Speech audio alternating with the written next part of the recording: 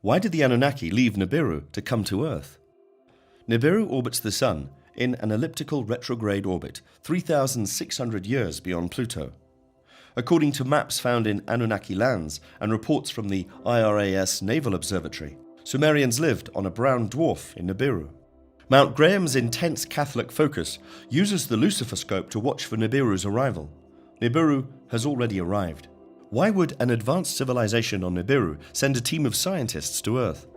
Political struggles for power were ongoing, and environmental pressures attracted the attention of the ruling council of Nibiru. Brown dwarfs do not receive enough solar radiation to maintain a habitable surface temperature as the Earth does, given its optimal distance from the Sun. Nibiru's atmosphere was created artificially or by gases and steam released by its geothermal heat. A planet in its outer orbit is frequently exposed to shallow levels of direct solar radiation. During the close perigee, the atmosphere receives the most significant radiation dose. Sitchin's published history timeline states that approximately 450,000 years ago, life on Nibiru faced extinction because of a deteriorating atmosphere and radiation exposure. The situation was dire during Nibiru's close perigee with the Sun. In Nibiru, Anu wrests control of the kingship from the unjust ruler Alalu, which led to his exile. Alalu escapes in a spacecraft and discovers gold on Earth in anticipation of his exile sentence. During Alalu's veiled attempt to save Nibiru's atmosphere, he uses his precious metal discovery as a peace offering. The ionized shield will shield the planet from solar radiation by dispersing ionized gold particles into the planet's degrading atmosphere. Enki, Anu's scientifically minded son, is dispatched to assess the chance of recovering Alalu's reported gold from Earth. Enki departed for Earth approximately 5,000 Earth years later, 455,000 years ago, noting that a Nibirian year equals 3,600 Earth years. According to Sumerian records, the first city colonized by the Anunnaki was Eridu, in the Persian Gulf headquarters, including the Sumerians' Kings List.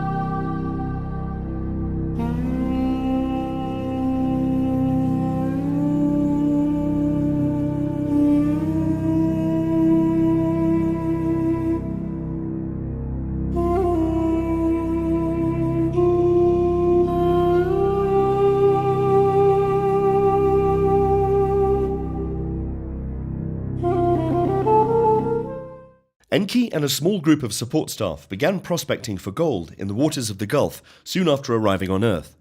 Anu sends his younger son, Enlil, to help Enki speed up the gold recovery process. Enki and Enlil invited Anu to Earth to guide the arduous mining task, given the infrastructure required to crush rock and process gold-laden ore. Enki moved the mining operation from the Persian Gulf to the Zambezi River in South Africa, where the ore was mined. Anu arrived on Earth approximately 450,000 to 360,000 years ago, and his son Enki informed him of the current status of gold mining on Earth. The brothers argued over which of them would take care of the mining operation in Africa and oversee the command headquarters in Mesopotamia, specifically Nippur. In the Atrahasis story, Anu, Enlil, and Enki drew lots to determine which mission they would pursue separately, creating a space between the two half-brothers that were often at odds. According to Sumerian accounts, Enki was Anu and Antu's firstborn son, and Enlil was the rightful heir. According to Niburian inheritance rules, the rightful heir is the male's child and half-sister. The Anunnaki did this based on their scientific knowledge. It is important to note that the female contribution to the genetic material includes mitochondrial DNA that the male contribution does not, which predisposes the genetic bloodline toward maternal descent. Enlil governed the Mesopotamian region, where Terah and his son Abram would ultimately serve him in the temple at Ur. The Indus Valley region was given to Anu's favorite granddaughter, Inanna, while the Anunnaki kept the Sinai Peninsula. To restore Niburian's degenerating atmosphere, Enki was sent to Abzu, Africa, to speed up the gold mining operation. Enki returned to Nibiru to run the kingdom. In 3760 BCE, the division took place and was completed. Ninhursag, Enki's half-sister and a medical officer, travelled to Earth approximately 415,000 years ago and established a medical clinic at Shuruppak. Niburian astronauts needed medical support during their space travels. The Anunnaki complained about aging effects that were not noticeable on Nibiru. On Earth, they experienced faster circuits than Nibiru, which had a much slower circuit, 3,600 years. Sumeria became home to several cities, adding to the Eridu built by Enki upon his arrival. The mining operation and subsequent ore processing were carried out of these cities, and the infrastructure needed to stay in touch with Nibiru. Ancient astronauts' historical event is contextual to the account's background information. The Anunnaki Council of 12 met approximately 300,000 years ago in the southern African domain of Enki to discuss how to increase gold production rates. Several subservient workers were brought to Earth by the higher-ranking members of the Anunnaki Council, supposedly Enki himself. Even though they were called working-class agents, they were highly advanced compared to humans. Atrahasis refers to the miners as Ijiji, but the Lost Book of Enoch calls them Watchers. Ijiji were assigned labor-intensive tasks, including dredging rivers, digging and constructing aqueducts, building cities, and mining gold ore in southern Africa. During their alien deployment to Earth, they were not provided with female companions, measured in Niburian orbit lengths as 3,600 Earth years. Ryan Morhen translated the first tablet from the Atrahasis, the Old Babylonian version. Atrahasis, tablet number 1. When the gods did the work and bore the burden, the load was too heavy. The work is too challenging, the trouble too great. Ijiji was made to carry a 7-fold workload by the mighty Anunnaki. Their father Anu was the king, their counselor, warrior Enlil, chamberlain Ninurta, the canal controller Anuji. As soon as they gained Anunnaki lands, after casting lots, the gods decided. Anu ascended into the sky. Enlil also took the earth for his people. Enlil also took the bolt that bars the sea. Enki was assigned a too far-sighted task after Anu ascended to the sky. The gods of the Aspu had descended below, the Anunnaki of the sky. The workload was put in Ijiji. Ijiji dug canals. The Ijiji dug out canals, the lifelines of the land, to clear the channels. Clearing the land's lifelines, the channels, was necessary. The gods dug the Tigris riverbed. Then the Euphrates were dug up, settling down in the depths. The Apsu of the Anunnaki inside it raised its highest point of all the mountains. They carried the excess burden for 3,600 years, arduous work, night and day. Grumbling and blaming each other, they groaned. They groaned under the weight of the excavated soil. I would like to engage the chamberlain. Get him to relieve us of our tedious work as well. The Ijiji, summarizing the key points of the first tablet, surround Enlil's encampment and demand to be relieved of their excessive workload. On Nibiru, Enlil and Enki's father, Anu, are summoned for advice and counsel. Enki is also invited to help find a solution to the unrest in the mines. The Ijiji gold miners are temporarily appeased with promises of work relief. As a replacement for the Ijiji gold diggers, Enki and Ninhursag, his half-sister, design a genetically engineered primitive worker. We will introduce the reader to evidence that supports Anunnaki's presence on Earth. Anunnaki evidence on Earth. Are there any physical signs the Anunnaki were here on Earth? The categories of evidence examined include astrological, technical, documentary, and biological evidence. On the Enuma Elish clay tablets displayed at the University of Pennsylvania Museum, the Sumerian creation tale is represented as an allegory of celestial warriors whose skirmishes and exploits led to the planets of their hosts forming circuits around the sun. In the Babylonian version, cuneiform inscribed clay tablets contain the tale approximately between 1936 and 1901 BCE. Approximately 2000 BCE was the height of Marduk's reign, according to Sumerian records, the first son of Enki and the national deity of Babylon. The creation tale of Nibiru is said to have existed in an older version, in which Nibiru was named the homeworld. Marduk replaced Nibiru as the homeworld in OBV. There are exceptions to the accurate representation of planet names and their orbital distances from the Sun. The Babylonian creation account reveals an advanced knowledge of our solar system, which was only recently confirmed by modern science. We may be only now reaching the point where we can validate the Babylonian epic of creation based on current scientific knowledge. The Sumerian records refer to 10 planets, compared to our understanding and acceptance of only 9 today. Instead of 9, there are 10 planets in the Sun and Moon's account. Below, I summarize the epic of creation. Mercury and the Sun conspire to destroy Tiamat at the story's start. Mercury is shielded from the radiation of the Sun when Enki learns of the plot. Mercury is put to sleep by Enki, as is the Sun. Mercury is in a sleepless daze. Enki, another name for Ea, unfastened his belt, removed his crown, took off his radiance mantle, and put it on himself. This means Mercury's orbit has temporarily been altered because of the solar radiation from the Sun, as Enki's planet is Neptune. For 900 years, Nibiru rested on top of the Sun, captured in the Sun's orbit. This was during the reign of Enlil. Solar radiation affects Ea, Damkina, and their firstborn son, Marduk. As the progeny of the high-ranking Anunnaki council members, Marduk establishes his right to be born with this account. Tarsus, Pisces, and Capricorn are signs of the zodiac in the heavens. Earth's moon, Kingwa, held the tablet of destiny, which was aligned with Tiamat. In response to Tiamat's fury, stirred by the sun, Neptune turns back and reports to Anshar, Saturn. As a result, Tiamat veers off its orbital path. Marduk, Nibiru, volunteers to help disband Tiamat's forces. Nibiru's orbit captures a constellation of planets, stars, and remnants of Tiamat. Saturn's gravitational pull pulls Nibiru into its orbit, providing a calming effect. Mercury and Venus are ancestors of Saturn, which is alluded to by sending a satellite or moon from Saturn to Mercury and Venus. In Hulu Wind is a whirlwind that releases 7 winds against Tiamat. An asteroid, Arrow, strikes Tiamat, splitting it open. The result is the destruction of Kingwa. 1/2 of Tiamat's mass is trampled, sending it to the roof of the sky, drawing a thunderbolt across it and a guard to hold it in place. The water was arranged so that it coagulated into an ocean.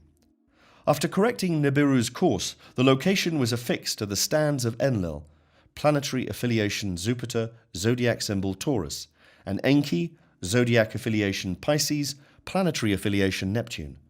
Formerly, the Earth's moon belonged to Tiamat. The reader should read the Enuma Elish in its original form to understand the detailed creation epic. According to this allegory, at the point of creation in our solar system, Tiamat, Uranus, had an established orbit between Mars and Jupiter. Earth had not yet been created. The origins of Nibiru have been the subject of various hypotheses regarding its capture in our solar system's orbit. As a result, the battle for the orbital position began. As Nibiru entered its orbit around the Sun, passing the outer planets, introduced gravitational forces that tilted Uranus. Pluto was dislodged from its orbit around Saturn by these forces, promoting it to planethood before it was demoted. On its path to solar perigee, one of Nibiru's satellites struck Tiamat, and on its following orbital path, Nibiru hits Tiamat directly. A large portion of Tiamat broke off to become the Earth, with the remnant debris becoming the asteroid belt, currently positioned between Mars and Jupiter. When the Earth was in its present orbit, it congealed into a solid planet, capturing Nibiru's moon as its own. The Anunnaki creation account, read every spring in Babylon, seems to corroborate some modern scientific analysis of Earth's rifts in the Pacific and its colossal moon. It is an accidental panspermia instead of the one proposed. According to him, intelligent beings intentionally seeded planet Earth with alien life forms. The seeds of life could also have been transferred to Earth by an impact from Nibiru. Another planet in our solar system is the Anunnaki's home planet of Nibiru, whose apogee is beyond Pluto, in a 3,600-year retrograde orbit around the Sun. Dr. Robert S. Harrington, the former chief of the U.S. Naval Observatory. Pluto and its moon Charon were discovered by Tombaugh in 1930 and 1978, respectively. IRAS, an infrared astronomical satellite, was launched in 1983 in response to wobbles in the orbits of Uranus and Neptune. Scientists used the satellite to seek the planet suspected of causing the wobbles. Researchers concluded that an object 4 times the size of our planet had been detected by the IRAS. In 1992, Harrington and Van Flandern of the Naval Observatory published a newspaper article. They used all the information available. According to their observations, they believe a 10th planet has been discovered in our solar system. This planet is called an intruder planet. Dr. Harrington and Zechariah Sitchin, both familiar with Sitchin's writings about a 10th planet, met to correlate IRAS's findings with the Enuma Elish, an ancient Babylonian creation epic. According to the IRAS, other space probes like Pioneer 10 and Pioneer 11, Harrington agreed with Sitchin that Nibiru was. Every 3,600 years, a planet as immense as Nibiru would pass between Mars and Jupiter.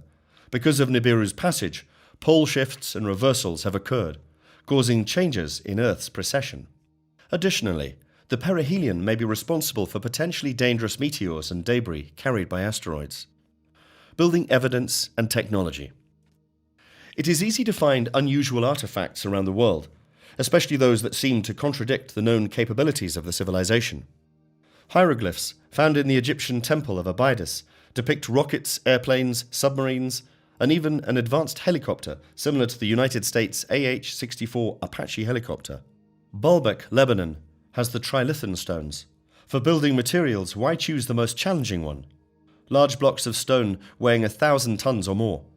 Likely they did so because they could, and it was easy for them.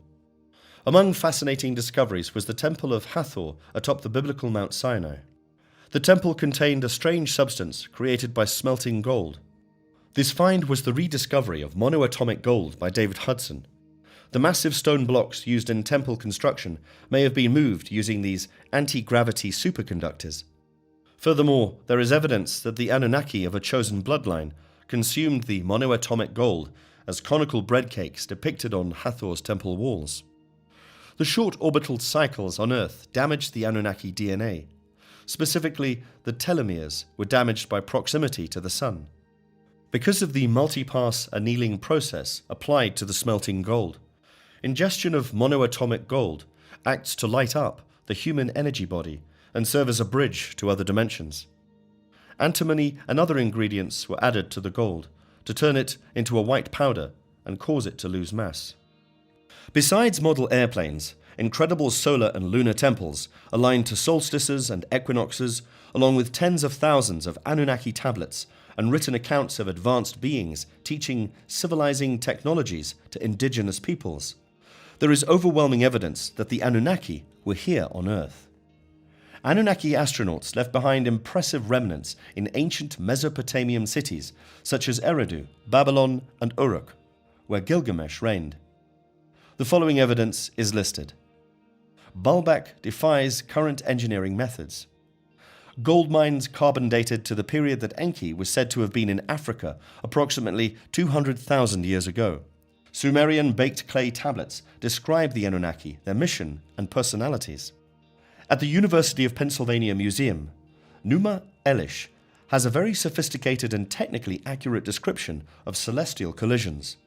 It describes our current solar system's composition. The Romans knew about Pluto in this depiction, but it took NASA until the 1980s to identify it positively. What made them realize this? In 1973, the University of Chicago photographed the city of Eridu with its baked bricks protruding from the sands of the Iraqi desert. The Sumerian king's list confirms the city and king. This is where Earth Station 1 is. In the early 1850s, we understood the reality of those living in the ancient Middle East. Archaeological digs in Mesopotamia have brought the sophistication of the Sumerians to the world's attention. Anunnaki's records of marriage, birth, and legal contracts were mixed with evidence of Anunnaki's history.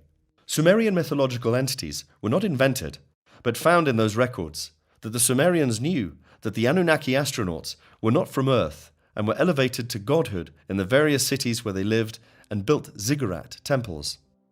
In the Sumer civilization, the aliens were flesh and blood who interacted with the people and their underlying genetic creation. In Nineveh, Ashurbanipal's library was burned, preserving many clay tablets for antiquity. Sipar's Anunnaki spaceport recently found a sealed 9 by 6 foot room. Anunnaki's unbroken record of Earth's journey is detailed in nearly 400 chronologically ordered clay tablets within the sealed chamber. During his time at Sitchin, Sumerian records of the Anunnaki were made public. The information has only recently become accepted. Tablets have now been digitized to increase speed and accuracy. Atrahasis texts and Sumerian records point to Anunnaki gold mines in South Africa. Anunnaki gold was mined in Africa, according to the Sumerian Atrahasis document. Carbon dating has proved that those ancient mines may have been used by 200,000-year-old miners related to our biological ancestors. Evidence based on biological genetics. Genetic evidence suggests that the Anunnaki developed primitive workers in South Africa near gold mines purchased by Anglo-American plc, a mining corporation. Shimti, Enki's genetics lab, is precisely where the genetic Eve study tracking mitochondrial DNA specified it should be. The genetic Eve study also tracked the mutation of the Y chromosome, leading to the same area and time frame as the genetic Adam study. The Atrahasis describes how animal DNA was mixed with Anunnaki DNA until the ultimate solution, Homo sapiens. The Anunnaki's intelligence claimed that humanity had received accounts of our technological advances, leading to advanced space travel after only 200,000 years of evolution. This contradicts how tool improvement iteratively occurred over millions of years instead of rapid paradigm shifts like the Sumerians. Enki, the scientist, the creator of man. Almost 432,000 years ago, the Ijigai colonized the earth with Enki. Later, the Ijigai were accompanied by lower echelon workers dedicated to gold ore mining. With the mining operations in South Africa, the Anunnaki were in a difficult position. The mining operation was moved to Abzu, Africa, along the Zambezi River after landing in the Persian Gulf, building Eridu, and failing to glean adequate quantities of gold from the ocean. After working in the mines for long periods under what seemed to be harsh conditions, the miners rebelled around Enlil's fortress and demanded relief. According to the account, the miners worked for 3,600 years. One Shah coincidentally equals one Niberian solar year, before retiring. Atrahasis, tablet number 1. Enlil, let us go together. Allah, the counselor of gods, made his voice heard from the throne. Additionally, he spoke to the gods of his brothers. Welcome, let us carry Enlil with us. From his dwelling, the counselor of gods, the warrior, cry battle. His speech caused the gods to set fire to their tools. Their bolts for fire, their weapons for the god of fire. The flare-ups began. As they approached the gate of warrior Elis's dwelling, it was night, the middle watch. The house was surrounded by Nusku and Kalkal, Enlil's guards, alerted him to the rabble surrounding his house. Enlil brought weapons to his dwelling when he discovered the Ijigai miners were surrounding him. Enlil's vizier Nusku ordered the miners to surrender. His father Anu advised him to fetch Enki and seek counsel from him. Anu and Enki had an impromptu council meeting to discuss what to do about the revolting lower echelons of the Anunnaki. Anu, Lord of the Sky, and Enki, Lord of the Apsu, appear on the Atrahasis tablet. These are the most powerful Anunnaki. Enlil spoke up. She got up, and the case moved along. As she spoke to the mighty gods, "Have they risen against me? Shall I engage in battle?" Anu spoke to Enlil, saying, "Let Nusku go out. Get the word from Ijigai who have surrounded your door." Nusku, fully armed, approached the mob and asked on behalf of Anu, Enki, Enlil, and the Anuji, who was governor, and what the problem was. The Anarchy of the miners instructed Nusku to tell Enlil. "Every single god has declared war. We have stopped digging. We are suffering under an excessive load." Hearing Nusku's issue on behalf of the fed-up miners, Enlil wept and then turned to his father Anu and asked that one miner be made an example of by being fired publicly. Anu raised his voice. He also asked his brothers, "What are we complaining about?" Their work was indeed too strenuous, their trouble was too great. The earth resounded every day. We kept hearing the warning signal. It was loud enough. "Why are we blaming them?" Enki, Ea, asked his brothers' gods. The work was too strenuous, the trouble was too much. A womb goddess, Belet Ili, is present. Let her create primeval man. He must bear the yoke. To bear the yoke of Enlil, Belet Ili, the womb goddess, is present. Let the womb goddess bear offspring, and let man bear the work of the gods. Nintu, aka Belet Ili, spoke to the most powerful gods and made her voice heard. "Making him is not appropriate for me. Enki makes everything pure through his work. I will use the clay he gives me." Enki addressed the gods and made his voice heard. I will wash on the 1st, 7th, and 15th of each month. Thus, one god should be slaughtered. In addition, the gods can be purified by immersion. Nintu must mix clay. He was flesh and blood. He was also a god and a human king. It will be mixed with clay. I want to hear the drumbeat forever. Let God create a ghost from his flesh and proclaim it to be his living sign. Furthermore, let the ghost exist so that the slain god will never be forgotten. Yes, yes, yes, said the assembly. The powerful Anunnaki assigns the fates. As a result, the Anunnaki Council, led by Anu, decides that Enki and Nintu, the medical officer, also known as Ninhursag, should develop a primitive worker to replace the rebellious Ichigai miners. Now crowned as mistress of all gods, Nintu addressed the Anunnaki Council after eventual success. Multiple genetic experiments, failures, and mishaps are recounted in length in the Atrahasis. Even the Mother of Humans has to submit a TPS report to justify her accomplishment to her boss. I did a great job. I completed the work you ordered from me. By destroying his intelligence, you have slaughtered a god. Thanks to me, you no longer have to do the tedious work. Man has been subjected to your will. Genetic manipulation is understood in modern civilized societies, but it is so common that it is not a big deal.